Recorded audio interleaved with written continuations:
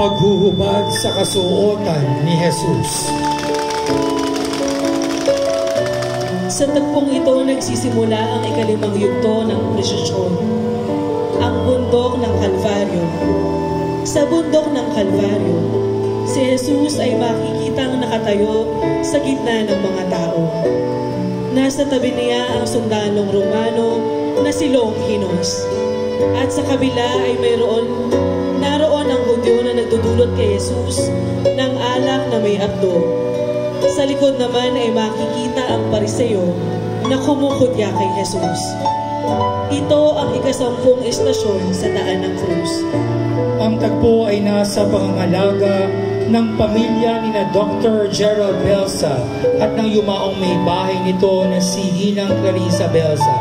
Kasamang iilaw ang Saluisoy SPPC.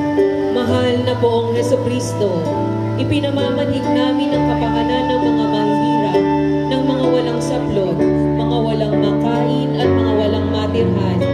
Gawin mo kaming daluyan